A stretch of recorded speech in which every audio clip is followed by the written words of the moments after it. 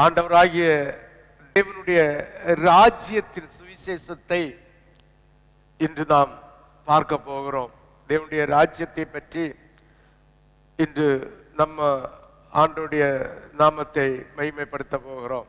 ஹல்லேலூயா, ஹல்லேலூயா. Mark எழுதின சுவிசேஷம் 1வது அதிகாரம் அதனுடைய 15வது வசனத்தை ஒரு விசை வாசிக்க கேட்போம். காலம் நிறைவேறிற்று, தேவனுடைய ராஜ்யம் சமீபமாயிற்று, மனம் திரும்பி விசுவாசியுங்கள் என்றார். ஹல்லேலூயா, ஹல்லேலூயா, ஹல்லேலூயா, ஹல்லேலூயா.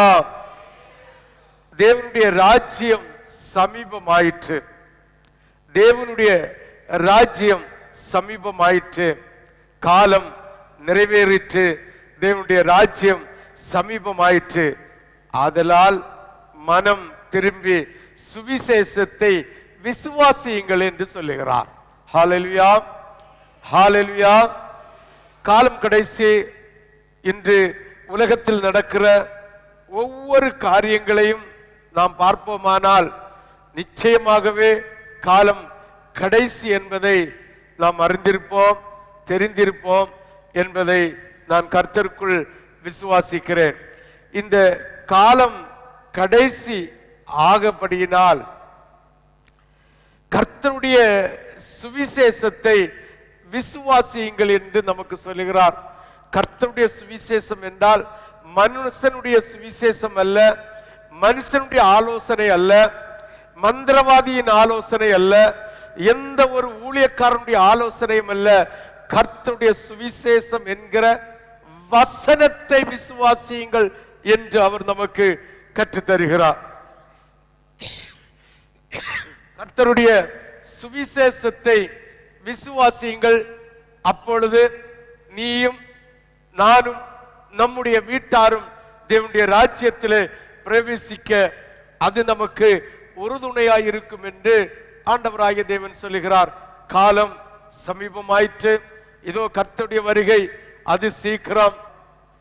அவர் எந்த தேசம் ஆண்டவருடைய நாமத்தை தூசித்து வீணிலே வழங்கப்படுகிறதோ அந்த தேசத்தை அவர் புரட்டி போட வல்லவராயிருக்கிறார், புரட்டி போட அவர் வல்லவராயிருக்கிறார்.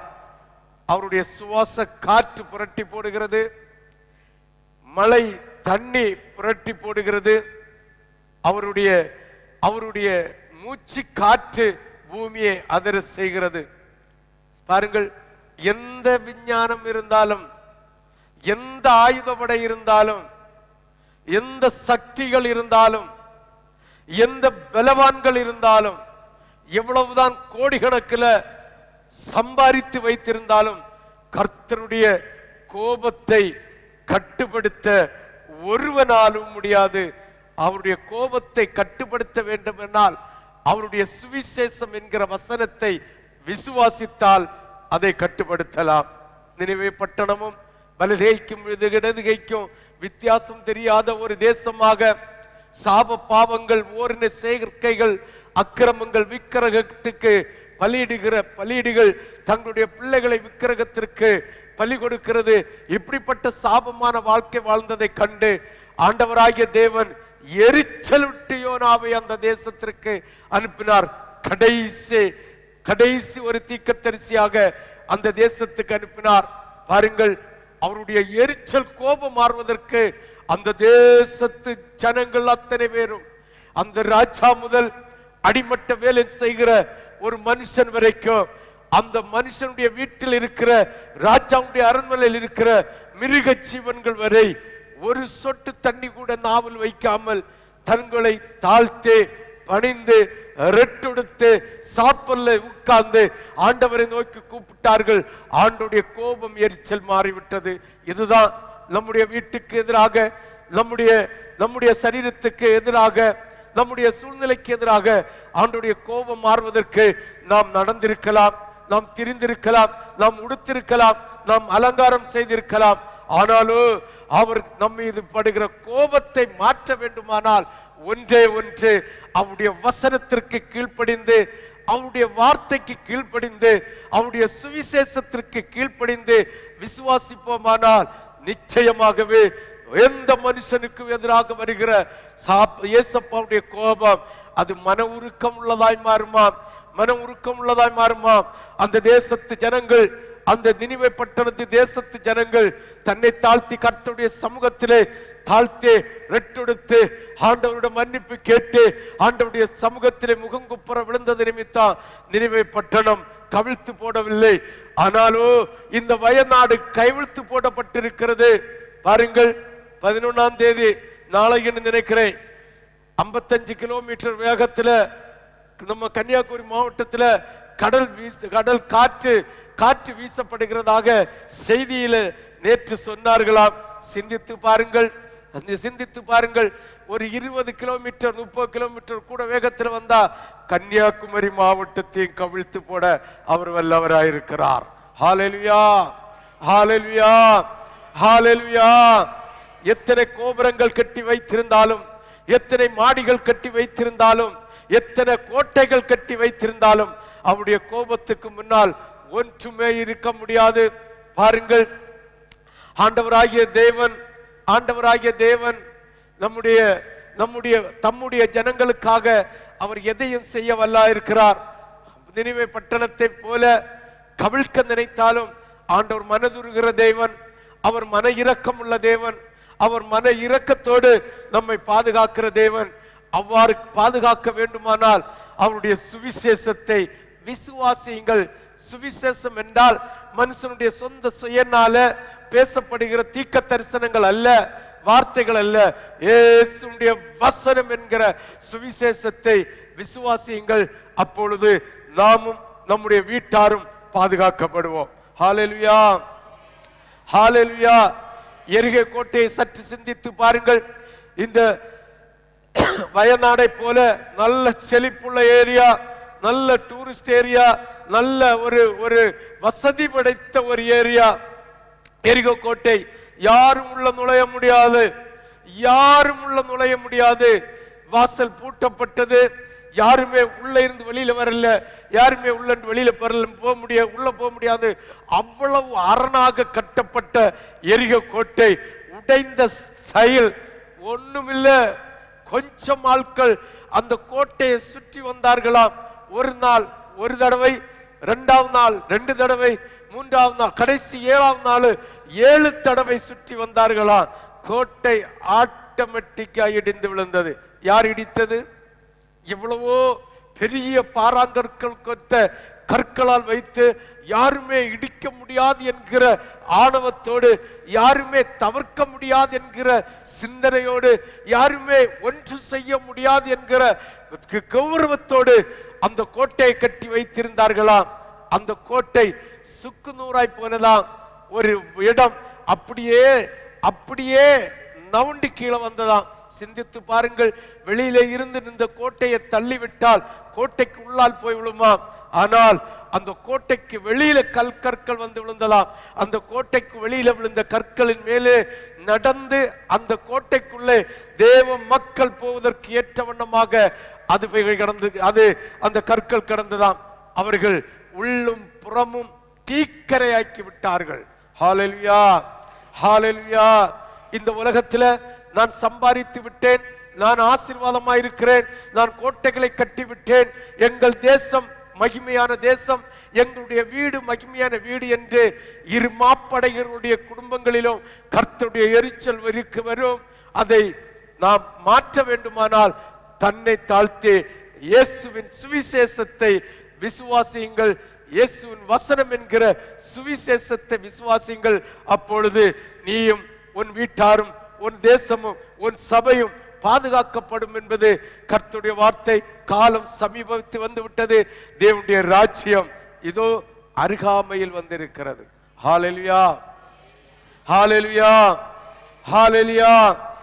இயேசு தேவனுடைய ராஜ்யத்தை பற்றி அறிவிக்கவும் அதை பூர்ணப்படுத்தவும் வந்தார். இயேசு இந்த உலகத்திற்கு எதற்கு வந்தார் என்றால், ஆதாம் ஏவாளையும் உருவாக்கி வைத்து சாத்தானுடைய சாத்தானாகிய சர்ப்பத்தின் தந்திரத்தினால் விழுந்து போன பாவத்து நிமித்தம் ஆதாமுடைய சந்ததியாகிய இன்று வரை உள்ள நீங்களும் நானும் ஆண்டவராகிய தெய்வத்தை பின்பற்றி வந்தோம், வருகிறோம். ஆனாலும் உலக ஆடம்பரத்திலும் உலக ஐஸ்வர்யத்திலும் உலகத்தினுடைய சூழ்நிலையிலும் மிதந்து வாழ்ந்து கொண்டிருக்கிற இந்த சூழ்நிலையை மாற்றுவதற்காக தான் கர்த்தர் வந்திருக்கிறார்.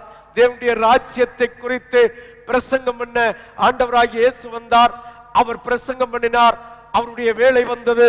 நித்தியத்திலே போய் பிதாவின் வலது பக்கத்திலே வீற்றிருக்கிறார்.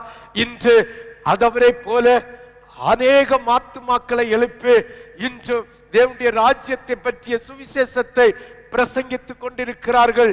தேவனுடைய ராஜ்யத்தை பற்றிய பிரசங்கத்தை ஒரு மனுஷன் பிரசங்கிக்காவிட்டால் அவன் கள்ளத்தீர்க்கதரிசி, அவன் தான் ஆன்டி கிறிஸ்து என்று நம்ம தெரிந்து கொள்ள வேண்டும். என்னை கேட்கிற தேவனுடைய பிள்ளைகள், எந்த செய்தி கொடுத்தாலும் எந்த வார்த்தை கொடுத்தாலும் தேவனுடைய ராஜ்யத்தின் வருகை பற்றி தேவனுடைய மகத்துவத்தை குறித்த சாராம்சம் இல்லாத பிரசங்கம் ஊழியம் அது அது பிளாப்பானது. அது அந்தி கிறிஸ்துவுடைய ஆலோசனை, உலக பிசாசுடைய ஆலோசனை என்பதை நாம் புரிந்து கொள்ள வேண்டும். என்னை கேட்கிற தேவனுடைய பிள்ளையே, கர்த்தருடைய வருகை குறித்து கர்த்தருடைய ராஜ்யத்தை குறித்து அவர் இந்த உலகத்திலே அதை அறிவிக்கவும் அதை பூர்ணப்படுத்தவும் வந்தார். இயேசுவின் ஆரம்ப கால செய்தியின் சாராம்சம் இதுவே. ஹல்லேலூயா. இயேசுடைய ஆரம்ப காலத்தின் செய்தி, அதாவது இயேசு வாழ்ந்த அந்த 3 வருஷம் அவர் செய்த ஊழியத்தின் சாராம்சமே அதுதான். மத்தேயு, மார்க்கு, லூக்கா, யோவான் ஆகிய 4 சுவிசேஷ புஸ்தகத்திலேயும் எழுதப்பட்டிருக்கிற சாராம்சம் இதுதான். அது மட்டுமில்ல, ஏசாயா தீர்க்கதரிசி ஆதியாகமம் முதல் வெளிப்படுத்தின விசேஷம் வரை இயேசுவை முன் அடையாளமாக குறித்து செய்தி இருக்கிறது என்பதை நாம் புரிந்து கொள்ள வேண்டும். காலம் சமீபத்து வந்தாகிவிட்டது.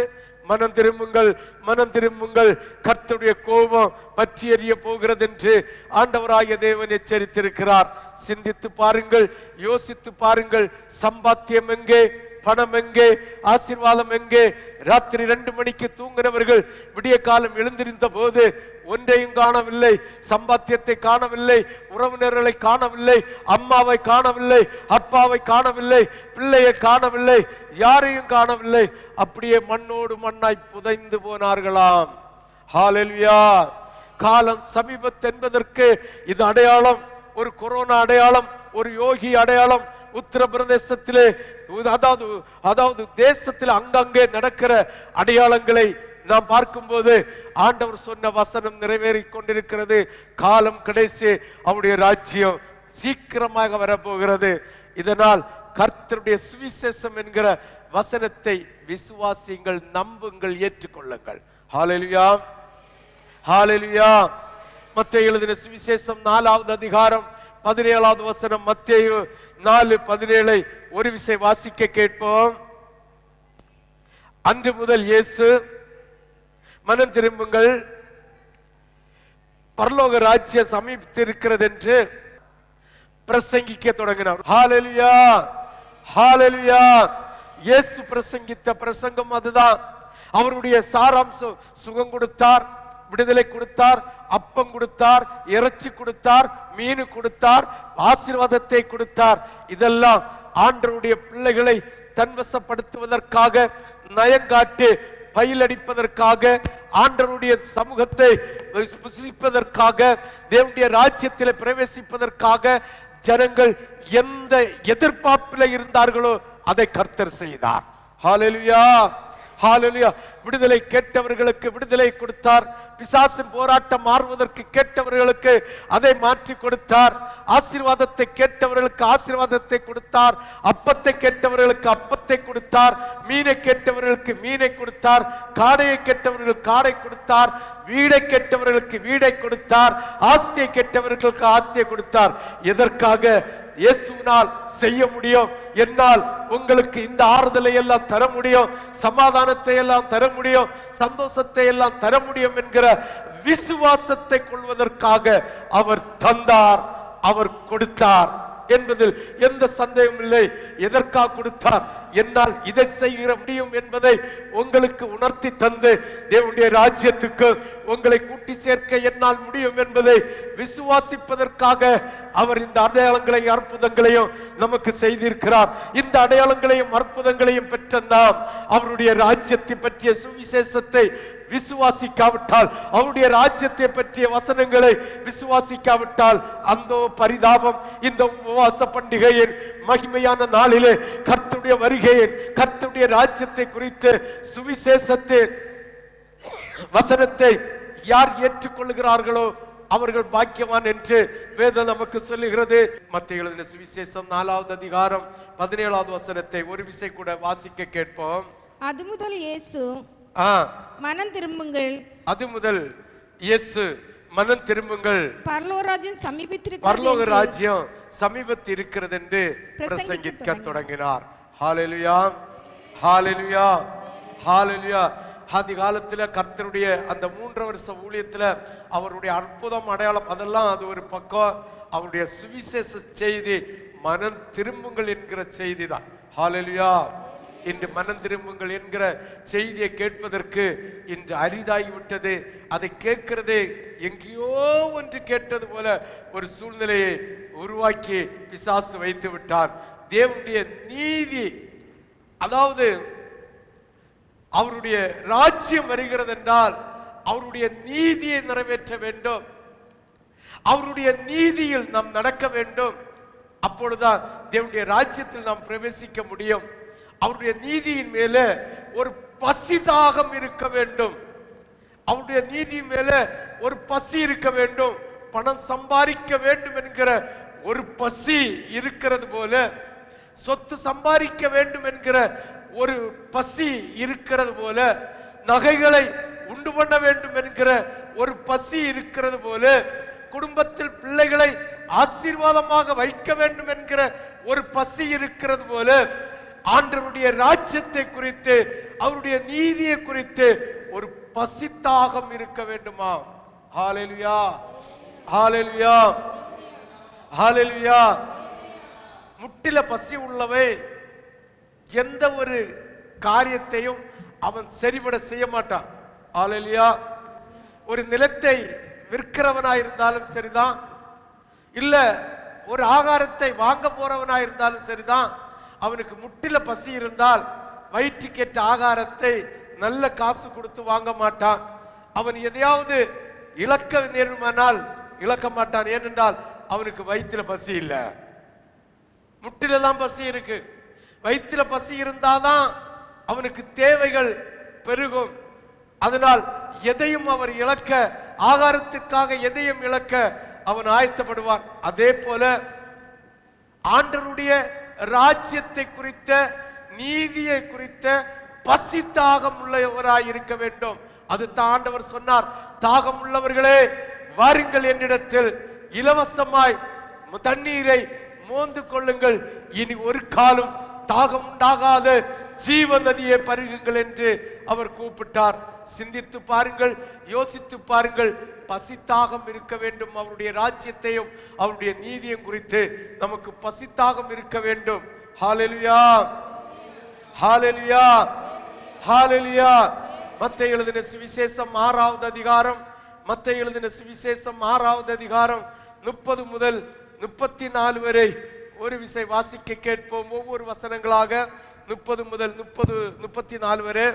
அற்ப விசுவாசிகளே, அற்ப விசுவாசிகளே, இன்றைக்கு இருந்து நாளைக்கு அடுப்பிலே போடப்படும். இதுதான் வயநாட்டுல நடந்தது. கொரோனா வந்தா கூட 2 நாள் 3 நாள் 4 நாள் 5 நாள் 8 நாள் 10 நாள் 2 நாள் என்று தாக்கு பிடித்தது. யோகி வந்தா கூட காற்றில் அடிபட்டு ஏதோ 1-2 தான் டப்புன்னு போச்சு. நமக்கு முன்கூட்டியே தெரிஞ்சது, யோகி வருது, யோகி வருது, யோகி வருது, காத்து அடிக்குது, காத்து அடிக்குது, காத்து அடிக்குது. அதோ உங்களை எல்லாம் பக்குவப்படுத்துங்கள், வீடை விட்டு வெளியில போகாதுங்கள் என்று முன்னெச்சரிக்கை தந்தது. ஆனா வயநாடு அப்படி அல்ல. நல்ல சாப்பிட்டு சம்பூரணமாக 2 நல்ல படுத்து தூங்கி கொண்டிருந்த அந்த வேளை 2 3 மணிக்குள்ள வாரி கொண்டு போய்விட்டது. ஆமென், ஹalleluya. அதான் இன்னைக்கு இருந்து நாளை அடுப்புல போக வேண்டிய வாசிங்கள் அந்த வசனத்தை. அற்ப விசுவாசிகளே, அற்ப விசுவாசியே, இன்றைக்கு இருந்து. விசுவாசிகளுக்கு இன்னொரு பேர் என்ன சொல்லுங்களா? அற்ப விசுவாசிகள். அற்ப விசுவாசிகள். விசுவாசின்னா அதே மாதிரி உயர்ந்த பட்டம் உலகத்துல வேற ஒண்ணும் இல்லை. ஆமென். ஊழியக்காரன் என்று சொல்லுகிறதை விட விசுவாசி என்று சொல்லுகிறது அது ஒரு பெரிய பட்டம். ஆமென். அந்த விசுவாசிகள் ஆண்டவருடைய சுவிசேஷம் என்கிற வசனத்தை விட்டு அகன்று போகும்போது இந்த விசுவாசிகளுக்கு இன்னொரு பட்டம் என்ன? அவிவிசுவாசி. ஹalleluya. நீங்க விசுவாசியா அவிவிசுவாசியா உங்களுடைய இருதயத்துல நீங்களே கேளுங்கள். ஆமென். விசுவாசின்னா கர்த்தருடைய எல்லா காரியத்திலும் பெர்ஃபெக்ட்டா இருப்பான். ஆமென். அதாவது விசுவாசிகள் ஆண்டவருடைய இரட்சிப்பை பெற்ற விசுவாசிகளை அவருடைய ஆவி இருந்து ஏவிட்டே இருக்கும். இன்னைக்கு 10 மணிக்கு ஆராதனை, காலமே 8 மணி ஆனாலே எழும்புற உடனே அவருடைய ஆவி என்ன செய்யும்? ஒன்னு உசிப்பியாத்திட்டே இருக்கும், உசிப்பியாத்திட்டே இருக்கும். 10 மணி ஆராதனை 10 நிமிஷம் முன்ன போ போ போன்னு ஒரு பக்கத்துல இருதயத்துல சொல்லிட்டே இருக்கும். அவருடைய எல்லா மகிமையும் அவருடைய எல்லா மகத்துவத்தையும் பின்பற்றுவதற்கு பரிசுத்தாவியானவர் இருந்து ஏவி கொண்டிருப்பார். ஆமென், ஹalleluya, ஹalleluya. அவிவிசுவாசிகளுக்கு அப்படி இல்லை. அவிவிசுவாசிகளுக்கு ஏன்னா அவிவிசுவாசிகள் விசுவாசியா இருக்கிற ஒரு மனுஷன், விசுவாசியா இருக்கிற ஒரு மனுஷியை ஆண்டவர் ஆவியை ஏவி கொண்டிருக்கிறது உண்மைதான். அதுல ஒரு நிர்விசாரம் உண்டாகுமா? அதுல ஒரு போகலாம், இந்த காரியம் அந்த காரியம் இந்த காரியம் இது அது என்று சொல்லி ஒவ்வொரு காரணம் ஆண்டவராகிய தேவன் பந்தி விருந்து சாலையில பந்தி வைப்பதற்காக எல்லா ஏற்பாடையும் செய்தார்களாம். செய்துவிட்டு அவரால் அழைக்கப்பட்டவர்கள், அவரால் தெரிந்து கொள்ளப்பட்டவர்கள், அவரால் ஏற்றுக்கொள்ளப்பட்டவர்கள், அதுக்கு அர்த்தம் விசுவாசிகளை அழைப்பிக்க பணியாட்களை விட்டாராம். ஆமென், ஹalleluya. விட்டபோது ஒருவன் எனக்கு வயலுக்கு போனோம், ஒருவன் என் தோட்டத்துக்கு போனோம், ஒருவன் எனக்கு தொழிலுக்கு போனோம், ஒருவன் அதுக்கு போனேன் இதுக்கு போனேன்னு ஒவ்வொரு காரியத்தை சொல்லி ஆண்டுடைய பந்திய வருவதற்கு டிமிக்கி அடித்தார்களாம். இதுக்கு மேல கொஞ்சம் கண்டிசமா சொன்னவர்களை அடிச்சியம் போட்டாங்க. இன்னைக்கு அதான் ஊழியக்காரங்களுக்கு ஒரு பயமா இருக்குது. அடிச்சு போட்டா என்ன செய்கிறது, தப்பிக்க முடியாது என்று பயந்து ஆண்டவருடைய சுவிசேஷத்தை புரட்டி போடுகிற கள்ளர்களும் உண்டு. ஹalleluya. அப்ப விசுவாசி என்கிற அந்த பட்டத்தை பெற்ற விசுவாசிகள் அவி விசுவாசிகளாய் மாறுகிறது. இதுதான். ஆமென், ஹalleluya, ஹalleluya, ஹalleluya. வாசிங்க பாப்போம். அற்ப விசுவாசிகளே, இன்றைக்கு இருந்து நாளைக்கு அடுப்பிலே போடப்பட்டு படும் காட்டு புல்லுக்கு தேவன் இவ்விதமாக உடுத்துவித்தால் உங்களுக்கு உடுத்துவிப்பது அதிக நிச்சயம் அல்லவா? ஹalleluya, ஹalleluya, ஹalleluya. இன்னைக்கு இருந்து இன்னைக்கு முளைச்சு நாளைக்கு பூத்து மத்தினா என்ன செய்யுது? கரிஞ்சு போகுது. அடுப்புல போட போகிற புல்லுக்கொப்பான மாம்சத்தை உடைய நம்மை பார்த்து ஆண்டவர் சொல்லுகிறார், காட்டுல இருக்கிற இப்படி அழிந்து போகிற புல்லுக்கு அவர் உடுத்துவிக்க நல்லவராய் இருந்தால் நீ ஏன் இந்த புல்ல போல உன்னுடைய மாம்ச சரீரத்தை உன்னுடைய ஆவி ஆத்மாவை அழிச்சு போட வேண்டும்? உன்னை பாதுகாக்க அவர் வல்லவராய் இருக்கிறாரா இல்லையா? இதை பாதுகாக்க வல்லவராய் இருக்கிற தேவனை விசுவாசிக்கிறவர்கள் விசுவாசிகள் என்றும் அதை அசட்டை பண்ணுகிறவர்கள் அவிவிசுவாசியம் என்று வேதம் நமக்கு சொல்லுகிறது. ஹalleluya. அதுதான் சொல்லுகிறார். ஆகையால் எண்ணத்தை உண்போம், எண்ணத்தை குடிப்போம், எண்ணத்தை உடுப்போம் என்று கவலைப்படாதிருங்கள். ஆமென், ஹalleluya. கவலைப்பட்டு சேர்த்து வச்ச இந்த வயநாடு நினையாத நேரத்துல நினையாத நாளிகையில காற்றினுடைய பெருசீற்றம், மழையினுடைய பெருசீற்றம், மலையெல்லாம் மட்ட மட்ட மட்ட மட்ட மட்ட மட்ட மட்டன்னு இடிஞ்சு வந்ததாம். தவிர்க்க முடியாத மலைகள். அதுதான் ஆண்டவர் சொல்லி இருக்கிறார் ஒரு இடத்துல, நீ விசுவாசித்தால், கடுகளவு விசுவாசம், அதாவது பூரண விசுவாசம் உனக்கு இருந்தா மலையை பார்த்து போன அது மட்ட மட்டன்னு சமுத்திரத்துல போய் விழுந்துருமா. ஆமென். இந்த செய்தி, இந்த இந்த இந்த வயநாடை நினைச்சா அது உண்மை என்பதை நாம் விசுவாசிக்கலாம். ஹல்லேலூயா.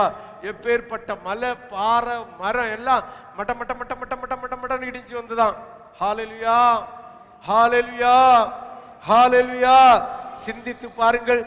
இப்படிப்பட்ட காரியங்களை எல்லாம் நாளைக்கு என்ன செய்வோம், அடுத்த மணிக்கூர் என்ன செய்வோம், தேவனுடைய ஆராதனைக்கு போகாமல் இதை செய்ய செய்ய மனசை தூண்டுகிற, இருதயத்தை தூண்டுகிற, தேவனுக்கு கொடுக்க வேண்டிய கனத்தை கொடுக்காம, தேவனுக்கு கொடுக்க வேண்டிய மகத்துவத்தை கொடுக்காம உலக பாரகாரமாய் சிந்திக்கிறவர்களுக்கு ஒரு பேர் வைத்திருக்கிறது, அஞ்ஞானிகள். ஆமென், ஆமென். வேற என்னது? அஞ்ஞானிகள். அஞ்ஞானிகள்னா மந்திரவாதிகளும் மந்திரவாதிகளுடைய சந்ததிகளும். ஹல்லேலூயா, ஹல்லேலூயா, ஹல்லேலூயா, ஹல்லேலூயா. அந்த அந்த மந்திரவாதிகள்லாம் அடுத்தவங்களுக்கு மந்திரவாதம் செய்கிறது. இந்த மந்திரவாதம் எல்லாம் தனக்கு தானே சூனியம் வைக்கிறது. இது என்னது? தனக்கு தானே சூனியம் வைக்கிறது. ஆண்டவர் சொல்லுகிறார், காட்டு புஷ்பத்தை பாரு, காட்டு செடிகளை பாரு, அது அழகா உடுப்பிக்கிறன்னா என்னுடைய சாயல் இருக்கிற ஒன்ன உடுப்பிக்க மாட்டேனோ? நாளத்தை குறித்து, மறு நேரத்தை குறித்து, ஆண்டவருடைய ஆராதனை நேரத்தில், ஆண்டவருக்கு கொடுக்க வேண்டிய கனமான மகிமையான நேரத்தில் ஏன் நீ இப்படி கவலைப்பட்டு சாவிய? இதெல்லாம் யார் செய்கிறது? அஞ்ஞானிகள் செய்கிறது. அந்த அஞ்ஞானிகள் செய்கிற மந்திரவாதம் அது அவர் மற்றவர்களுக்கு செய்கிறார்கள். இந்த இந்த விசுவாசிகள் செய்கிற மந்திரவாதம் தனக்கு தானே சூனியம் வைத்துக் கொள்கிறது. ஆமென், ஹல்லேலூயா. எப்படி? தனக்கு தானே சூனியம் வைக்கிறாங்களா? ஆமென். தன்னுடைய வாழ்க்கை தொலைந்து போவதற்கு, தங்களுடைய ஆசீர்வாதம் இடிந்து போவதற்கு, தங்களுடைய சூழ்நிலைகள் தொலைந்து போவதற்கு, கர்த்தருடைய ராஜ்யத்தை பற்றி சிந்திக்காமல், கர்த்தருடைய நீதியை பற்றி சிந்திக்காமல், ஏதோ கொஞ்ச நாள் இந்த உலகத்தில் இருக்க போகிறோம், அதற்கு ஆண்டவருடைய சமூகத்திலே தேவனுடைய மகத்துவத்துக்குள் வாழாமல், கர்த்தருக்கு பிரியமான காரியத்தை செய்யாமல், அடுத்த நேரம், அடுத்த நாளை பற்றி சிந்தித்து, ஆண்டவருக்கு கொடுக்க வேண்டிய நேரத்தை கொடுக்காமல் தனக்கு தானே சூனியம் வைத்துக் கொள்ளுகிறீர்கள் என்று வேதம் நமக்கு சொல்லுகிறது. ஹல்லேலூயா. எல்லாம் தனக்கு தானே சூனியம் வச்சிட்டு சொல்லுவாங்க, பாஸ்டருக்கு ஜெபம் இப்ப சரியில்லை, பாஸ்டர் அன்னைக்கு பயரா இருந்தாரு, இன்னைக்கு பயிர் முழுத்து செடிய குருத்து செடியாயிட்டாரு. ஹல்லேலூயா, ஹல்லேலூயா. தனக்கு தானே சூனியம் வச்சது யாரு? தான் தான். இந்த சூனியத்தை யாரு தான் மாற்றணும்? நம்ம தான் மாற்றணும். ஹல்லேலூயா, ஹல்லேலூயா. நினிவே பட்டணத்தை பற்றி சொன்னேன். அந்த தேசம் கவிழ்க்கப்பட்டு போவதற்கு அவங்க தான் காரணம். அந்த சூனியத்தை மாற்றணும்னா தனக்கு தானே நினிவே பட்டணம் வைத்த சூனியத்தை மாற்றம் அவங்க தான் மனம் திரும்பணும். இந்த வயநாட்டுக்காக அவங்க வைத்த சூனியத்தை மனம் திரும்புவதற்காக எத்தனை தேவ பிள்ளைகள் இரத்த சாட்சியா மரித்திருப்பார்கள், எத்தனை பேர் அடி வாங்கி இருப்பார்கள், எத்தனை பேர் பரிகாசம் பரிகாசத்தை அடைந்திருப்பார்கள், நிந்தனையை ஏற்றுக்கொண்டிருப்பார்கள். அவர்கள் சொல்ல இவர்கள் கேட்காதது நிமித்தம், ஆண்டவருடைய சுவிசேஷம் என்கிற வசனத்தை கேட்காதது நிமித்தம் உருட்டி போட்டு விட்டார். ஆமென், ஹல்லேலூயா, ஹல்லேலூயா. அப்ப நமக்கு நம்ம வச்ச மந்திரவாதத்தை யார் தான் எடுக்கணும்? நம்ம தான் எடுக்கணும். ஆமென். அதுல ஊழியக்காரர் வர முடியாது, இயேசு கூட வர மாட்டார். நீ வச்சதை நீயே எடுத்துக்கன்னு கண்டும் காணாதது போல, கேட்டும் கேளாதது போல போய் விடுவார். ஹல்லேலூயா. யாருக்கெல்லாம் புரியுது? இந்த உபவாச கூட்டத்தில் வந்திருக்கிற உங்களுக்கு கர்த்தராகிய தேவன் தருகிற வார்த்தை, மனம் திரும்புங்கள், மனம் திரும்புங்கள், மனம் திரும்புங்கள். அப்பொழுது என்னுடைய ராஜ்யத்தை நீங்கள் சுதந்தரித்துக் கொள்ளுவீர்கள். ஹல்லேலூயா, ஹல்லேலூயா. இவைகள் எல்லாம் அஞ்ஞானிகள் நாடி தேடுகிறார்கள். இவைகள் எல்லாம் உங்களுக்கு வேண்டியவைகள் என்று உங்கள் பரமபிதா அறிந்திருக்கிறார். ஹல்லேலூயா, ஹல்லேலூயா. எப்ப தரணும், என்னத்தை தரணும், எதை தரணும், எங்க தரணும், எதை செய்யணும், எதை செய்யக்கூடாதுன்னு பரமபிதா அறிந்திருக்கிறார். இந்த நாலேஜ் இல்லாமல், இந்த அறிவு இல்லாமல், தேவனை அறியக்கூடிய அறிவு இல்லாமல், கர்த்தருடைய வசனம் என்கிற சுவிசேஷம் என்கிற புத்திமதியை புறக்கணித்து தள்ளுகிற கயவர்களாய் நாம் இருக்கிறோம் என்றால் அந்தோ பரிதாபம் தானே, அந்தோ பரிதாபம் தானே. சற்று சிந்தித்து பாருங்கள், சற்று யோசித்து பாருங்கள். தேவனுடைய ராஜ்யம் சமீபத்து வருகிறது நிமித்தம் ஆண்டவராகிய தேவனை ஏற்றுக்கொண்டு அவருடைய சமூகத்தப்பத்தை புசிப்பதற்கு நாம் ஆயத்தப்பட வேண்டாமோ? பாருங்கள், இவைகளை எல்லாம் அஞ்ஞானிகள் நாடி தேடுகிறார்கள். இவைகள் எல்லாம் உங்களுக்கு வேண்டியவைகள் என்று உங்கள் பரமபிதா அறிந்திருக்கிறார். முதலாவது தேவனுடைய ராஜ்யத்தையும் அவருடைய நீதியையும் தேடுங்கள். அப்பொழுது இந்த உலகத்துக்குரிய காரியத்தை எல்லாம் கர்த்தர் உங்களுக்கு தருவார். கர்த்தருடைய ராஜ்யம், பரலோக ராஜ்யத்தை நாட வேண்டும். இந்த பரலோக ராஜ்யத்திற்கு போக வேண்டுமானால் கர்த்தருடைய நீதியில நம்ம நடக்க வேண்டும். ஆராதனை ஒழுங்குகளில், திருச்சபை ஒழுங்குகளிலும், திருமறையின் சத்தியத்திற்கோ கீழ்ப்படிந்து நடக்கிற தேவ நீதியை நிறைவேற்றினால் கர்த்தர் உன்னை கண்மணி போல பாதுகாப்பார். ஆமென், ஹல்லேலூயா. யுத்தங்கள், கொள்ளை நோய்கள் வந்தாலும், வியாதிகள், கஷ்டங்கள் வந்தாலும், துன்பங்கள் வந்தாலும் கர்த்தருடைய கண்மணியை பாதுகாக்கிறது போல பாதுகாப்பார். ஹல்லேலூயா, ஹல்லேலூயா. நம்ம எப்படி வாழ்ந்து கொண்டிருக்கிறோம்? விசுவாசியா வாழ்கிறோமா, அவிசுவாசியா வாழ்கிறோமா? கர்த்தருடைய சுவிசேஷத்தை கேட்கிறோம், கர்த்தருடைய வசனத்தை கேட்கிறோம், கற்றுக்கொள்ளுகிறோம், பேசுகிறோம். ஆனால் அதை விசுவாசித்து அதன்படி நடக்கிறோமா என்பதை தற்பரிசோதனை செய்ய வேண்டும். அதுதான் நீங்க வைக்கிற சூனியத்தை நீங்களே எடுத்துக்கொள்ள வேண்டும் என்று ஆண்டவராகிய தேவன் உங்களை பார்த்து சொல்லுகிறார். முதலாவது தேவனுடைய ராஜ்யத்தையும் அவருடைய நீதியையும் தேடுங்கள், அப்போது இவைகள் எல்லாம் உங்களுக்கு கூட கொடுக்கப்படும். ஆகையால் நாளைக்காக கவலைப்படாதீர்கள். ஹல்லேலூயா. படப்படாது. ஆண்டவருடைய கொடுக்க வேண்டிய நேரத்தில் வந்து நாளைய தினத்தை பற்றி, மத்தின தினத்தை பற்றி, அடுத்த மணிக்கூர் நடக்கிறத பற்றி சிந்திப்பாயானால் அந்தோ பரிதாபம், அந்தோ பரிதாபம், அந்தோ பரிதாபம். உங்களுக்கு நீங்களே சூனியம் வைத்துக் கொள்ளுகிறீர்கள் என்று அர்த்தம். ஹல்லேலூயா, ஹல்லேலூயா, ஹல்லேலூயா.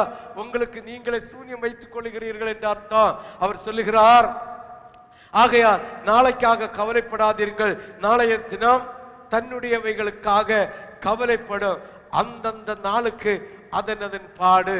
ஹல்லேலூயா. நாளைக்கு நம்ம தூங்கி எழும்பினாதான் உண்டு நாளை. ஆமென்.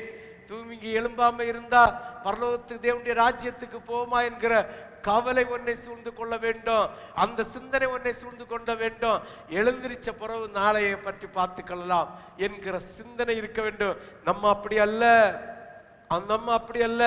இன்று தேவனுடைய ஆராதனை, இன்று தேவனுடைய பண்டிகைகள், இன்று தேவனுடைய சுவிசேஷங்கள், இன்று தேவனுடைய மகத்துவங்களை இருக்கிறதை அறிந்தோ தெரிந்து வைத்துவிட்டு நாளைய தினத்திற்காக இன்றைய ஆராதனையில், இன்றைய ஜெபங்களில் எல்லாத்தையும் புறக்கணித்து விட்டு தனக்கு தானே சூனியத்தை வைத்து விட்டு நாளைய தினத்துக்காக கவலைப்படுகிறீர்கள் என்றால் அந்தோ பரிதாபம். உனக்கு என்ன தேவை, எது தேவை, எப்ப தேவை என்பதை என்னுடைய பரம பிதா, நம்முடைய பரம இயேசு அறிந்து வைத்திருக்கிறார். நீ கவலைப்படுகிறதுனால், நீ அதை சிந்திக்கிறதுனால் ஒரு முழம் கூட்டவும் முடியாது, ஒரு முழம் குறைக்க முடியாது.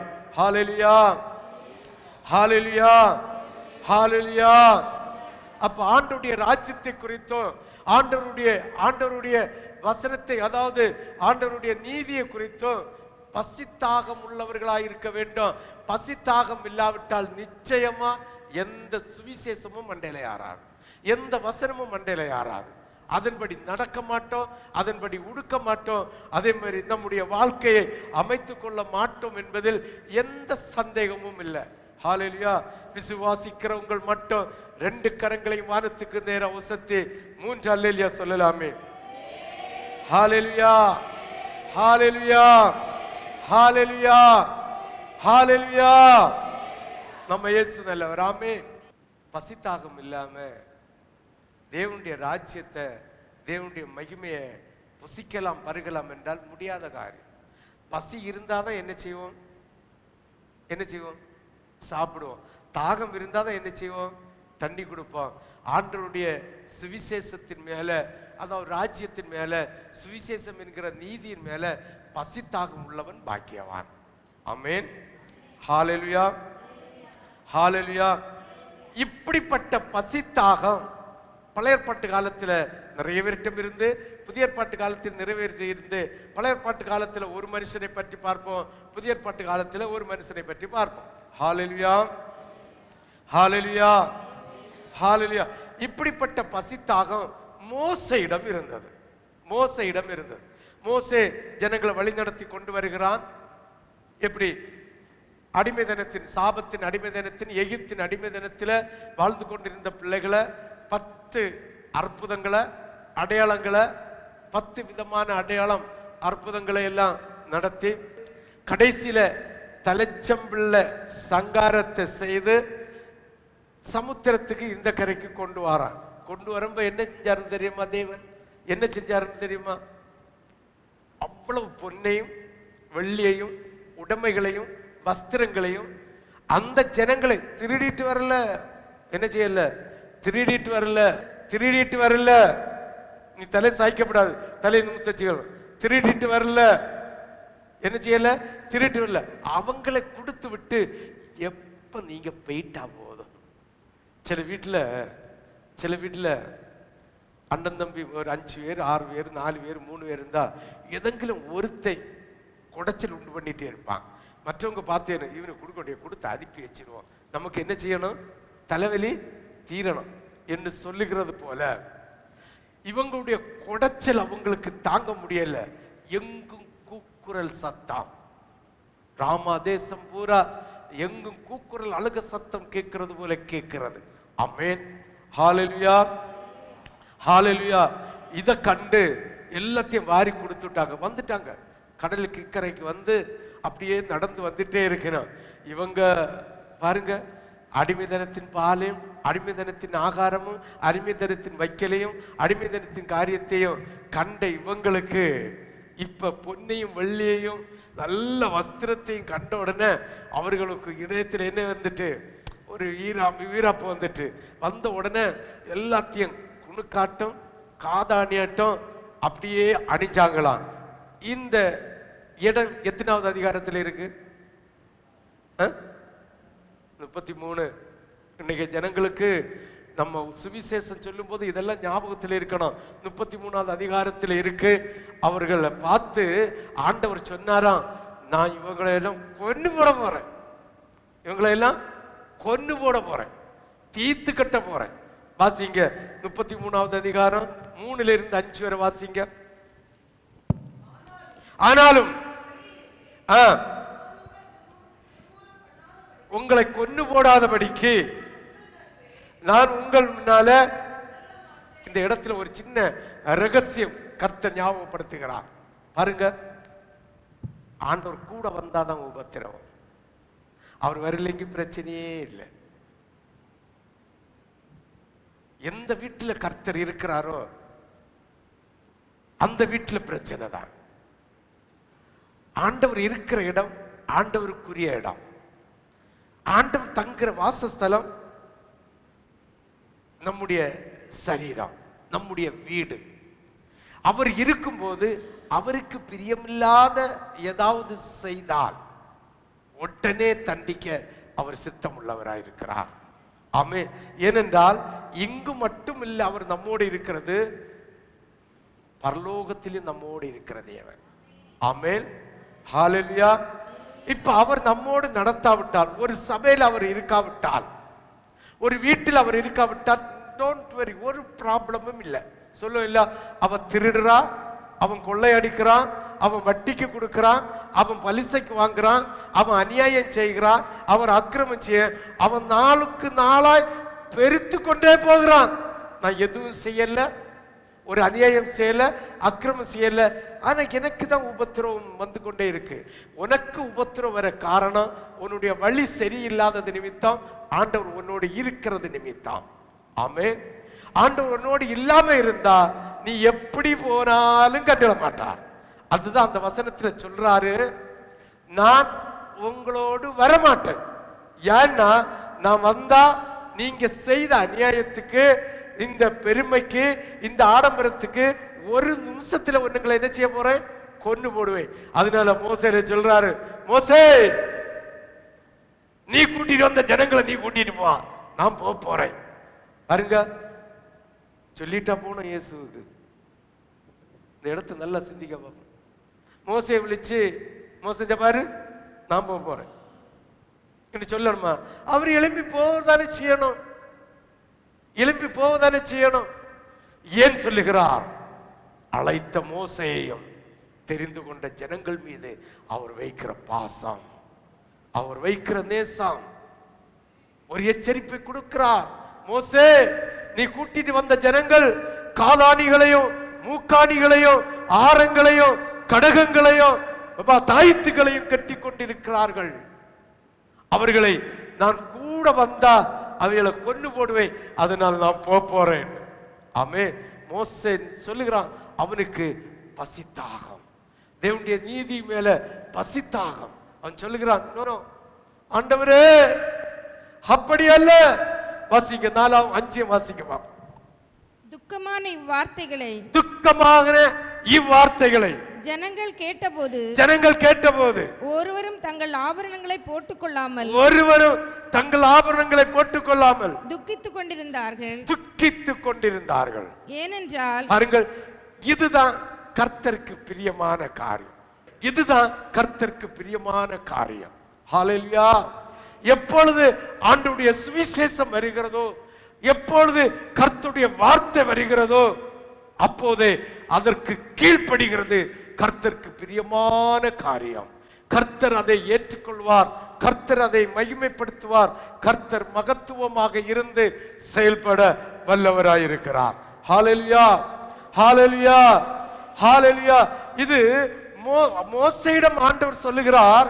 மோசே ஜனங்கள்ட்ட போய் சொன்னதோ, அவர் ஜனங்கள் எல்லாம் அப்படியா, ஐயோ இப்படின்னு நாங்கள் தெரியலையே, இது இப்படி நாங்கள் புரிஞ்சு கொள்ளலையே, ஆண்டவர் வரவில்லைங்க, எமோரியரும் அவனும் இவனும் கானானி அத்தனை பேரும் நம்மளை கொண்டு போடுவார்களே என்று சொல்லி பயந்து நடங்கி ஒரு மலையில அடிவாரத்துல புதைச்சு வச்சிட்டாங்களாம். அப்படி அங்கங்கே ஆண்டவர் சொல்லி புதைச்சு வச்சதுதான் இன்னைக்கு திரவியமாக அங்கங்கே மிதந்து கொண்டிருக்கிறது என்று நான் விசுவாசிக்கிறேன். ஹல்லேலூயா, ஹல்லேலூயா, ஹல்லேலூயா. சொல்றது ஆண்டவராகிய தேவனுக்கு பிடிக்கல, நீ இறங்கி போவதற்காக அல்ல. அவர் தெரிந்து கொண்டு அவருடைய தாசனாகிய மோசேயையும் அவர் அழைத்து கொண்டு வந்த அந்த தேவ மக்களையும் அவர் நேசிக்கிறார். இதுதான் சபை. தெரிந்து கொண்ட தேவனுடைய ஊழியக்காரனையும் அழைத்து வந்திருக்கிற உங்களையும் கர்த்தர் நேசிக்கிறார். அதனால்தான் நம்மிடம் இருக்கிற குறைகளை, நம்மிடம் இருக்கிற குற்றங்களை, நம்மிடம் இருக்கிற ஆண்டவருக்கு பிரியமில்லாத காரியங்களை அவர் உணர்த்தி தந்து எச்சரிக்கிறார். வசனத்தின் மூலமாக எச்சரிக்கிறார். இது ஏற்றுக்கொண்டால் அவர் நம்ம கூட இருந்து நம்மை அவருடைய ராஜ்யத்தில் கொண்டு செய்வார். பசித்தாகம். மோசே திறப்பில் நிற்கிறான், மோசே திறப்பில் நிற்கிறான். வாசிங்க பாப்போம். 17-18 13வது வசனத்தை வாசித்துட்டு 17-18 வாசிக்க பார்ப்போம். 13 வாசித்துட்டு, உம்முடைய கண்களில் இப்பொழுது எனக்கு கிருபை கிடைத்ததானால் நான் உம்மை அறிவதற்கும் உம்முடைய கண்களில் எனக்கு கிருபை கிடைப்பதற்கும் உம்முடைய வழியை எனக்கு அறிவியும். இந்த ஜாதி உம்முடைய ஜனம் என்று நினைத்தருளும் என்றான். உம்முடைய ஜனம் என்று நினைச்சரணுமா? ஆமென், ஆமென். அவனும் சரி ஆண்டவரே, உமக்கு விருப்பம் இல்லைங்க, நானும் போறேன் ஆண்டவரே. எப்படி? உமக்கு விருப்பம் இல்லை, நானும் போறேன்னு அவன் சொல்லல. பசித்தாகம். கர்த்தருடைய நீதியின் மீது, கர்த்தருடைய ஆத்மா மீது ஒரு பசித்தாகம் இருந்ததாம். ஹல்லேலூயா. அவன் குறுக்கே நிற்கிறான். ஆண்டவரே, உம்முடைய ஜனம், நீர் அழைத்து கொண்ட அந்த ஜனம் என்பதை மறந்து விடாதீங்க. 17-18 வாசி பார்ப்போம். அப்பொழுது கர்த்தர் மோசேயை நோக்கி, நீ சொன்ன இந்த வார்த்தையின்படியே செய்வேன். என் கண்களில் உனக்கு கிருபை கிடைத்தது. உன்னை பேர் சொல்லி அழைத்து அறிந்திருக்கிறேன் என்றார். அப்பொழுது அவன், உம்முடைய மகிமையை எனக்கு காண்பித்தருளும் என்றான். ஹல்லேலூயா, ஹல்லேலூயா. அப்ப அந்த பசித்தாகத்தின் நிமித்தம் ஆண்டவரோடு திறப்பில் நிற்கிறான்.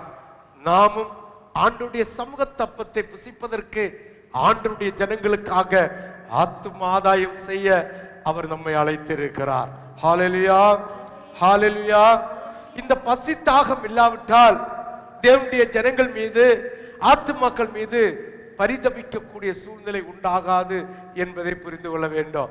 இனி அப்போஸ்தலனாகிய பவுலிடம் இருந்து இதே குணாதிசயம் பசிதாகம் இருக்கிறதை பார்க்கிறோம். பிலிப்பு எழுதின சுவிசேஷம், பிலிப்புக்கு எழுதின சுவிசேஷம் 3வது அதிகாரம், பிலிப்பியருக்கு எழுதின புஸ்தகம் 3வது அதிகாரம் 10-11 ஆகிய 2 வசனங்களையும் வாசிக்க கேட்போம். இப்படி நான் அவரையும் அவருடைய உயிர்த்தெழுதலின் வல்லமையையும் அவருடைய பாடுகளின் ஐக்கியத்தையும் அறிகிறதற்கும் அவருடைய மரணத்திற்கு ஒப்பான மரணத்திற்குள்ளாகி எப்படி ஆயினும் நான் மரித்தோரிலிருந்து உயிரோடு எழுந்திருப்பதற்கு. பிலிப்பு 3வது அதிகாரம் 10-11. இப்படி நான் அவரையும் அவருடைய உயிர்த்தெழுதலின் வல்லமையையும் அவருடைய பாடுகளின் ஐக்கியத்தையும் அறிகிறதற்கு அவருடைய மரணத்திற்கு ஒப்பான மரணத்துக்குள்ளாகி எப்படியாயினும் நான் மரித்தோரிலிருந்து உயிரோடு எழுந்திருப்பதற்கு தகுதியாகும்படி. ஆமென். எப்படியாகிலும். ஆமென். ஹல்லேலூயா. வாசியுங்கள் 10-11 ஆகிய 3வது அதிகாரம் 10-11 ஆகிய 2 வசனங்களையும். இப்படி நான் அவரையும் அவருடைய உயிர்த்தெழுதலின் வல்லமையும் அவருடைய பாடுகளின் ஐக்கியத்தையும் அறிகிறதற்கும் அவருடைய மரணத்துக்கு ஒப்பான மரணத்துக்குள்ளாகி எப்படியாயினும் நான் மரித்தோரிலிருந்து உயிரோடு எழுந்திருப்பதற்கு தகுதியாகும்படிக்கு. அவன் சொல்லுகிறான், அவனுடைய இருந்த தாகம் எப்படியாவது நாம் உயிர்த்தெழுந்த தேவ பிள்ளைகளோடு தேவனுடைய சமூகத்திலே நானும் போய் இருக்க வேண்டும் என்று பவுல் பாரத்தோடு இருக்கிறானாம், தாகத்தோடு இருக்கிறானாம். பவுலுடைய சுவிசேஷத்தை கேட்கிற ஜென்மங்களாகிய நீங்கள் எங்கே தாகத்தோடு இருக்கிறீர்கள் என்று ஆண்டவராகிய தேவன் உங்களை கடிந்து கொண்டு கேட்கிறார். அவருக்காக எல்லாவற்றையும் நஷ்டம் என்று விட்டேன், குப்பையாக எண்ணுகிறேன். எல்லாவற்றையும் குப்பையாக எண்ணுகிறான். இது பனையாரிக்கு நெஞ்சி காய்ச்சி காய்ச்சி காய்ச்சி ஒரு நிர்விசாரம். பனைய பார்த்தா ஒன்னும் இல்லை. புதுசா யாருங்களுக்கு அந்த பனையில் உள்ள ஆளு குத்தும், அந்த பனை சறுக்கி போகுமோ, பிடிக்க வண்ணமா இருக்குதோ என்று பயத்தோடு ஏறுவார்கள். அந்த காய்ப்பு உள்ளவர்கள் அசால்ட்டா ஏறுவார்கள், கொண்டையில அசைட்டா சவுட்டுவார்கள், கீழே விழுந்து செத்து போகிறார்கள். தாகம் எங்கே இருக்கிறது? ஆண்டவரை ஏற்றுக்கொள்ளுகிற தாகம் எங்கே இருக்கிறது? ஆண்டவருடைய ராஜ்யத்தை குறித்து சுவிசேஷம் கேட்பதற்கு இருதயத்தில் எந்த மட்டும் நிர்விசாரம் இருக்கிறது? ஆண்டவராகிய தேவன் 3 வருஷம் சுவிசேஷத்தை பற்றி அறிவித்து விட்டு தேவனுடைய ராஜ்யத்தை குறித்து பிரசங்கம் பண்ணும்போது, இதோ நான் மரிக்க போகிறேன், என்னை கொல்ல போகிறாள் என்று சொன்னபோது சீசர்கள் வசனப்பட்டார்களாம். அதை கேட்பதற்கு அவர்களுக்கு இருதயம் இடம் கொடுக்கவில்லையா?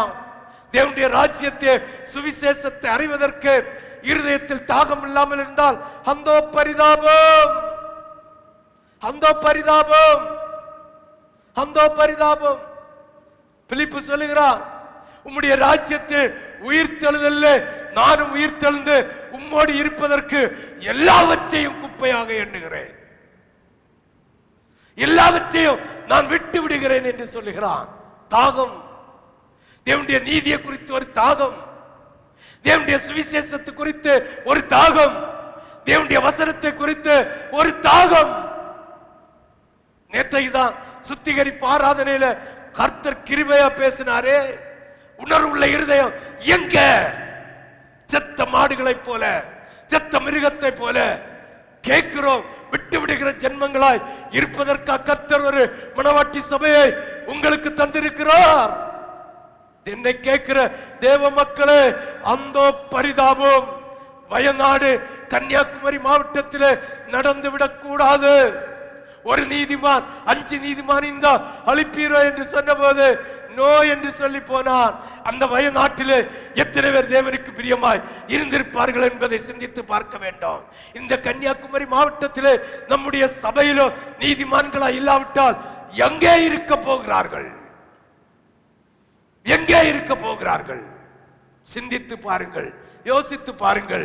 உங்களுடைய சூழ்நிலையின், உங்களுடைய கடைசி காலத்தினுடைய ரகசியத்தின் வருகையிலே நீங்கள் எங்கே போக போகிறீர்கள்? பழைய ஏற்பாட்டு காலத்தில் இயேசுவை ஏற்றுக்கொள்ளாத ஏற்றுக்கொள்ளாதது நிமித்தம். இயேசுக்கு அடையாளத்தை ஏற்றுக்கொண்டாங்க, இயேசுக்கு அற்புதத்தை ஏற்றுக்கொண்டாங்க, இயேசு விட்டு கொடுத்த மீனை ஏற்றுக்கொண்டாங்க, இயேசு விட்டு கொடுத்த அப்பத்தை ஏற்றுக்கொண்டாங்க, எல்லா அற்புதங்களை ஏற்றுக்கொண்டார்கள். ஆனாலோ இயேசுடைய ராஜ்யத்தை ஏற்றுக்கொள்ளல, இயேசுடைய சுவிசேஷத்தை ஏற்றுக்கொள்ளல. சிந்தித்து பாருங்கள். பழைய ஏற்பாட்டு காலத்தில் இயேசு ராஜாவை ஏற்றுக்கொள்ளாதது நிமித்தம் அவரிடம் இருந்து ராஜ்யம் எடுத்துக் கொள்ளப்பட்டது. அவரிடம் இருந்து ராஜ்யம் எடுத்துக் கொள்ளப்பட்டது. பழைய ஏற்பாட்டு காலத்தில் நம்முடைய ராஜாவாகிய இயேசு கிறிஸ்துவின் சுவிசேஷத்தை ஏற்றுக்கொள்ளாதது நிமித்தம், அவருடைய வசனத்தின்படி நடக்காதது நிமித்தம், அவருடைய திருச்சபையின் ஒழுங்கை கடைபிடிக்காதது நிமித்தம், அவருடைய சத்திய வார்த்தையின்படி நடக்காதது நிமித்தம், தன்னைத்தானே வறுத்து தன் சிலுவை சுமந்து கொண்டு இயேசுவுக்கு பின்னால் போக துணியாதது நிமித்தம், தனக்கு தானே சூனியம் வைத்தது நிமித்தம், தனக்கு தானே பாடுகளை வருவித்தது நிமித்தம், தனக்கு தானே துக்கங்களை வருவித்தது நிமித்தம் ஆண்டவராகிய தேவன் அவரிடமிருந்து ராஜ்யத்தை எடுத்து போட்டார். சிந்தித்து பாருங்கள், யோசித்து பாருங்கள். நிமித்தம் அவரிடமிருந்து ராஜ்யம் எடுத்துக் கொள்ளப்பட்டது. மனித இனம் அனைத்தையும் மீட்பதற்காக இயேசு உலகத்துக்கு வந்தார். அவரிடமிருந்து ராஜ்யத்தை எடுத்து போட்டு ஆண்டவராகிய இயேசு கிறிஸ்து இஸ்ரவேல் ஜனங்கள் மட்டுமில்ல, புறஜாதியாக, கள்ளனாக, கள்ளியாக, உலகத்தின் அடிமைத்தனத்திலே, உலகத்தின் பாவத்திலே, உலகத்தின் அக்கிரமத்திலே, உலகத்தின் வியாதியிலே, உலகத்தின் துயரத்திலே வாழ்ந்து கொண்டிருந்த கயவனும் கயவத்தையும் ஆகிய உங்களை மீட்டெடுப்பதற்காக இயேசு இந்த உலகத்தில் வந்தார். வெளிப்படுத்தின விசேஷம் 21வது அதிகாரம் 9-11 வரை வாசிக்க கேட்போம். பின்பு கடைசியான 7 வாதைகளால் நிறைந்த 7 கலசங்களுடைய அந்த 7 தூதர்களில் ஒருவன் என்னிடத்தில் வந்து, நீ இங்கே வா, ஆட்டுக்குட்டியானவருடைய மனைவியாகிய மணவாட்டியை உனக்கு காண்பிக்கிறேன் என்று சொல்லி பெரிதும் உயரமான ஒரு பர்வதத்தின் மேல் என்னை ஆவியில் கொண்டு போய் தேவனுடைய மகிமை அடைந்த எருசலேமாகிய பரிசுத்த நகரம் பரலோகத்தை விட்டு தேவனிடத்தில் இருந்து இறங்கி வருகிறதை எனக்கு காண்பித்தான். அதன் பிரகாசம் மிகவும் விலை உயர்ந்த இரத்தின கல்லை போலவும் பளிங்கொலியை பொலியுள்ள வச்சிரக்கல்லை போலவும் இருந்தது. ஆமென், ஹல்லேலூயா. அதுதான் நித்திய ராஜ்யத்தினுடைய நடு பகுதி நகரம். ஆமென், ஹல்லேலூயா, ஹல்லேலூயா. அந்த இடத்துல இருக்கிறவங்க மகா பெரும் பாக்கியவான்கள். ஆமென். அவர்கள் மாபெரும் பாக்கியம் பெற்றவர்கள். அவர்கள் தேவனை முகமுகமாக தரிசிப்பார்கள். வாசிக்க கேட்போம். வெளிப்படுத்தின விசேஷம் 22:4. அவருடைய ஊழியக்காரர் அவரை சேவித்து அவருடைய சமூகத்தை தரிசிப்பார்கள். அவருடைய நாமம் அவர்களுடைய நெற்றிகளில் இருக்கும். வாசி அந்த வசனத்தை ஒருக்காவோட. அவருடைய ஊழியக்காரர் அவரை சேவித்து அவருடைய சமூகத்தை தரிசிப்பார்கள். அவருடைய நாமம் அவருடைய நெற்றியின் மேல் இருக்கும். நீ தேவனுடைய பரிசுத்த நகரத்துக்கு போவதற்கு, அதான் சீயோனுக்கு போவதற்கான கனியை நீ கொடுப்பாயானால் உன்னுடைய நெற்றியில் அவருடைய நாமம் பறிக்கப்பட்டிருக்கும்.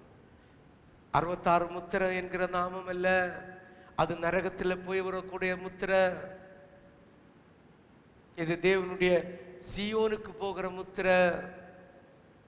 சீயோனுக்கு போகிற முத்திரை தேவனுடைய நாமம் தரிக்கப்பட்டிருக்குமாம். ஹல்லேலூயா, ஹல்லேலூயா, ஹல்லேலூயா. புரிஞ்சவங்க மட்டும் ஒரு அல்லேலூயா சொல்லலாமே. தேவனோடு நேரடியா பேச வேண்டும் என்று வாஞ்சிக்கிறவர்கள் ஒரு அல்லேலூயா சொல்லலாமே. ஹல்லேலூயா, ஹல்லேலூயா, ஹல்லேலூயா, ஹல்லேலூயா, ஹல்லேலூயா, ஹல்லேலூயா. அந்த தேவனுடைய ராஜ்யத்தில், நித்திய தேவனுடைய ராஜ்யத்தில் பங்கு பெறுகிறவர்கள் பழைய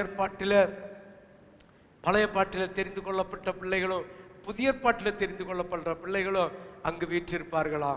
ஹல்லேலூயா, ஹல்லேலூயா, விசுவாசிக்கிறவங்க மட்டும் ஒரு அல்லேலூயா சொல்லலாமே. வெளிப்படுத்தின விசேஷம் 21வது அதிகாரம் 12, 13, 14 ஆகிய 2-3 வசனங்களை வாசிக்க கேட்போம். அதற்கு பெரிதும் உயரமான மதிலும், அதற்கு பெரிதும் உயரமான பர்வதத்தின் மேல்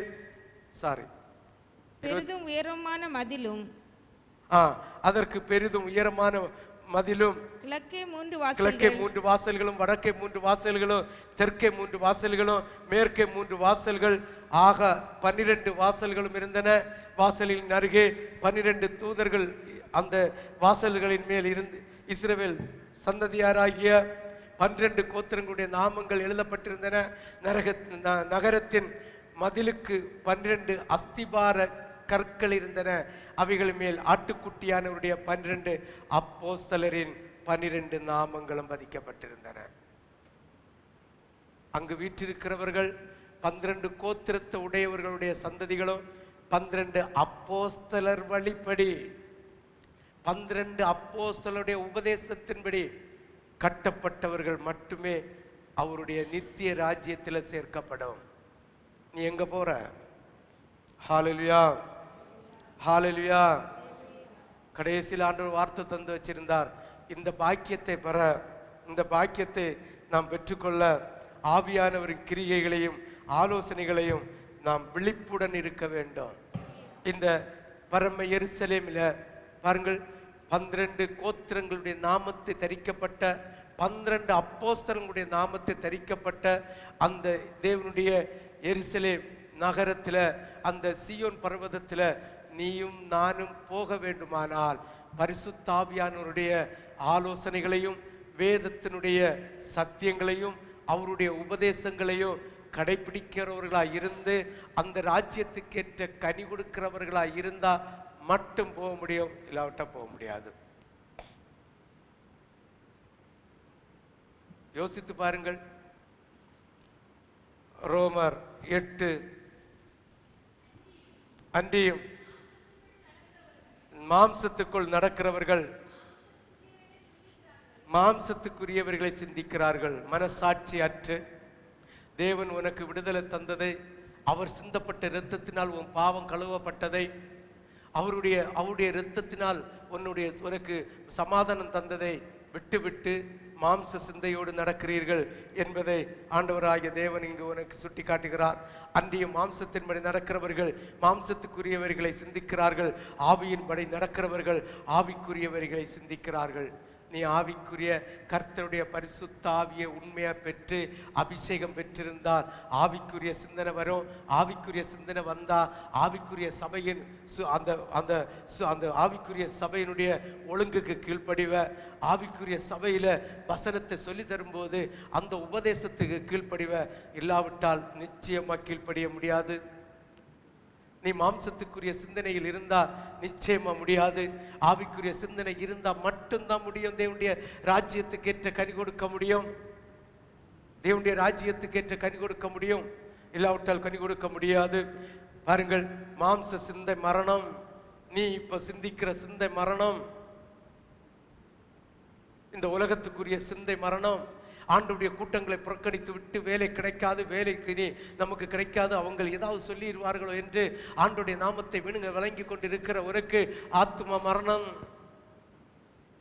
ஆத்மாவில் ஜீவன் இல்லை, ஆத்ம மரணம். சிந்தித்து பாரு. மாம்ச சிந்தை மரணம், ஆவின் சிந்தையோ ஜீவனும் சமாதானம்.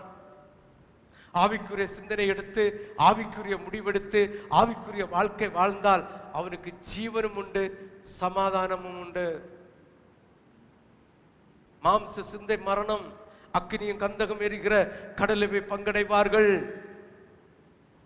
பாருங்கள், எப்படி என்றால் மாம்ச சிந்தை தேவனுக்கு விரோதமான பகை.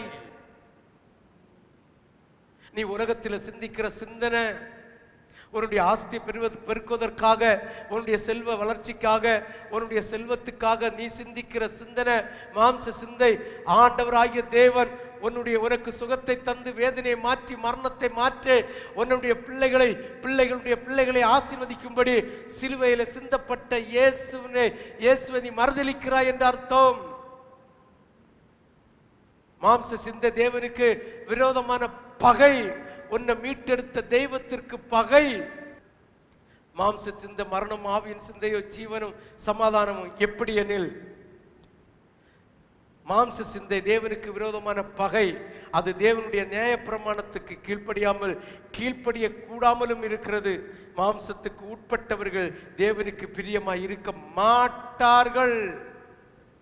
மாம்ச சிந்தை ஆண்டவருடைய சுவிசேஷத்தின் சத்தியத்தை ஏற்றுக்கொள்ளாமல், அதை விசுவாசிக்காமல், திருச்சபையின் ஒழுங்கை கடைபிடிக்காமல், திருமறையின் வார்த்தைக்கு இசைந்து நடந்து தேவனுடைய ராஜ்யத்துக்கு ஏற்ற கனி கொடுக்காதவர்கள் தேவனுக்கு பிரியமாய் இருக்க மாட்டார்கள். எங்கே நிற்க போகிறீர்கள்? நீங்கள் எங்கே நிற்க போகிறீர்கள்? சிந்தித்து பாருங்கள், சிந்தித்து பாருங்கள். தேவனுடைய ஆவி உங்களில் வாசமாய் இருந்தால், தேவனுடைய ஆவி உங்களில் வாசமாய் இருந்தால் நீங்கள் மாம்சத்துக்கு உட்பட்டவர்களாய் இராமல் ஆவிக்கு உட்பட்டவராய் இருப்பீர்கள். கிறிஸ்துவின் ஆவி இல்லாதவன் அவருடையவன் அல்ல. தேவனுடைய ஆவியில் உங்களில் வாசமாய் இருந்தால் நீங்கள் மாம்சத்துக்கு உட்பட்டவராய் இராமல் ஆவிக்கு உட்பட்டவராய் இருப்பீர்கள். தேவனுடைய ஆவி எவன்கிட்ட இல்லையோ, மாம்சத்துக்கு உட்பட்ட ஆவி இருக்கிறதோ, அவன் தேவனுடையவன் அல்ல. மேலும் கிறிஸ்து உங்களோடு இருந்தால், உங்களில் இருந்தால் சரீரமானது பாவத்து நிமித்தம் மரித்ததாயும் ஆவியானது நீதி நிமித்தம் ஜீவன் உள்ளதுமாய் இருக்கும். ஆமென். நம்முடைய ஆவி ஜீவனோடு போராடி கொண்டிருக்கோம், மாம்சம் மரணத்தோடு போராடி கொண்டிருக்கோம். அன்றியும் இயேசுவை மரித்தோரிலிருந்து எழுப்பினுடைய ஆவி உங்களில் வாசமாய் இருந்தால், கிறிஸ்துவை மரித்தோரிலிருந்து எழுப்பினவர் உங்களில் வாசமாய் இருக்கிற தம்முடைய ஆவியினால் சாவுக்கு ஏதுவான உங்கள் சரீரங்களை உயிர்ப்பிப்பார். ஆகையால் சகோதரரே, மாம்சத்தின்படி பிழைப்பதற்கு நாம் மாம்சத்துக்கு உட்பட்டவர்கள் அல்ல. ஹல்லேலூயா, ஹல்லேலூயா, ஹல்லேலூயா, ஹல்லேலூயா. நாம் மாம்சத்தின்படி பிழைப்பதற்கு நாம் மாம்சத்துக்கு உட்பட்டவர்கள் அல்ல. மாம்சத்தின்படி பிழைப்பதற்கு மாம்சத்துக்கு உட்பட்டவர்கள் அல்ல. மாம்சத்தின் பிழைத்தால் சாவீர்கள், ஆவியினாலே சரீரத்தின் செய்கையை அழித்தால் பிழைப்பீர்கள். மேலும் எவர்கள் தேவனுடைய ஆவியினாலே நடத்தப்படுகிறார்களோ அவர்கள் தேவனுடைய புத்திரராய் இருக்கிறார்கள். அந்தபடி திரும்பவும் பயப்படுவதற்கு நீங்கள் அடிமைதனத்தின் ஆவியை பெறாமல் அப்பா பிதாவே என்று கூப்பிட பண்ணுகிற புத்திர சுவிகாரத்தை பெறுகிறார். ஹல்லேலூயா. தேவன் நேசிக்கிறவர்களை கடிந்து கொண்டு சிற்றிக்கிறார். கர்த்தர் எவர்களை நேசிக்கிறாரோ அவர்களை கடந்து கொண்டு சிற்றிக்கிறார். எதற்காக தெரியுமா? தேவனுடைய ராஜ்யத்துக்காக, தேவனுடைய ராஜ்யத்துக்கு ஏற்ற கனி கொடுப்பதற்காக, தேவனுடைய ராஜ்யத்தில் நீ தேவனோடு பெயர் சேர்ந்து இந்த தேசத்தை ஆளுகை செய்வதற்காக அவர் உன்னை கடிந்து கொண்டு சிற்றிக்கிறார். வெளிப்படுத்தின விசேஷம் 3வது அதிகாரம், வெளிப்படுத்தின விசேஷம் 3வது அதிகாரம் 19 முதல் 22 வரை வாசிங்க. நான் நேசிக்கிறவர்கள் எவர்களோ, நான் நேசித்தவர்கள் எவர்களோ அவர்களை கடிந்து கொண்டு சிட்சிக்கிறேன், அவர்களை கடிந்து கொண்டு சிட்சிக்கிறேன். ஆகையால் ஆகையால் நீ ஜாக்கிரதையா இருந்து மனம் திரும்பு, ஜாக்கிரதை மனம் திரும்பு.